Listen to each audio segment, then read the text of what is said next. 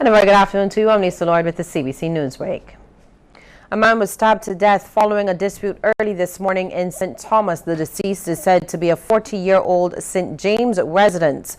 Police say that the man was involved in an altercation with another man while at Allen View about 1:20. He received multiple stab wounds to his upper torso and died on the scene.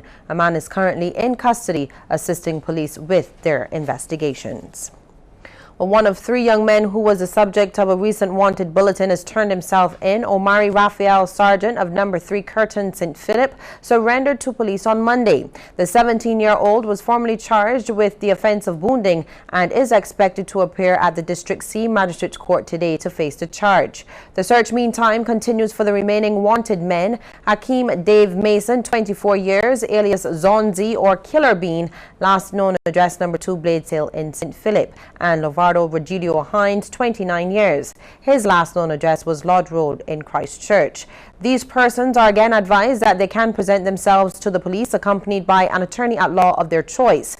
Any person who may know the whereabouts of Hakeem Dave Mason and Lavardo Virgilio Hines is asked to contact the police emergency number at 211, the nearest police station, or Crime Stoppers.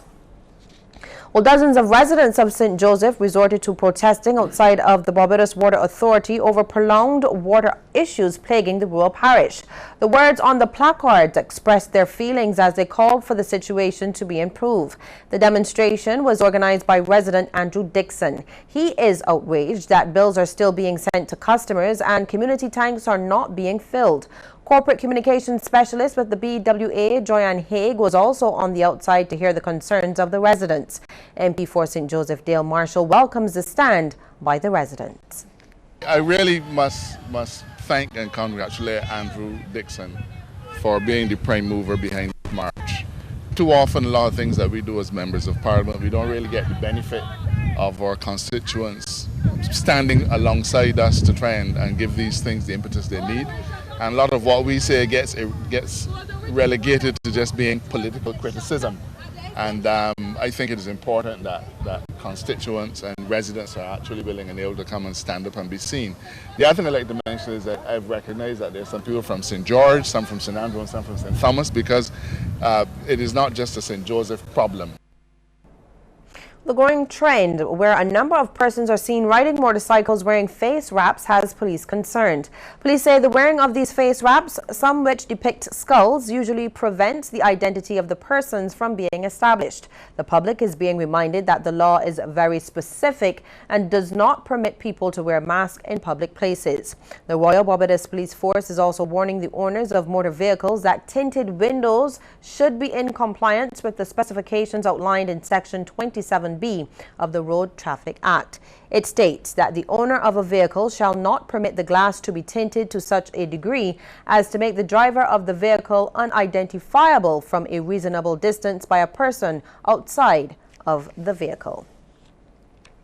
Well, visually impaired Barbadians are proving that a lack of sight does not mean a lack of talent. Those with a passion for music have left an indelible mark on the music industry over time, more recently in the Calypso tent.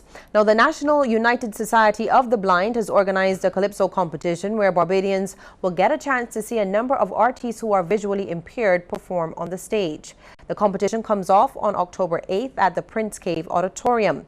It will feature the likes of Kolash, Mr. Days, Redman, The Phantom, Size 2, Mary Sayers, Biggie Beer, and Lady Emerald. President of the National Society of the Blind, Rudyard Belch, doesn't want Barbados to rule out those who are blind. We want to let Barbados know that we have people on stage who know the stage, who know the art form, and can give you a show that is second to none. We can give you just as good of a show as if you went into a Calypso tent during the season.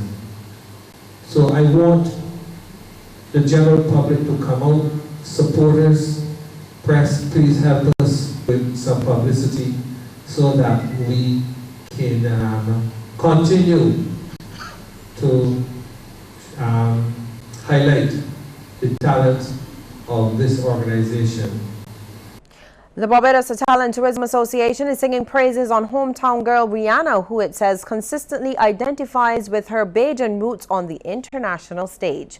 More recently, during her acceptance speech on receiving the Michael Jackson Vanguard Award, credited Barbados and others for her success. Chairman of the BHTA, Roseanne Myers, extended congratulations to Rihanna on her latest award, saying it's remarkable what she has achieved internationally over the past 10 years. Ms. Myers acknowledged that though Barbados could never pay for the kind of publicity Rihanna gives to the island, it must say a big thank you. Well, stay with us. We'll have regional and international stories right after the break.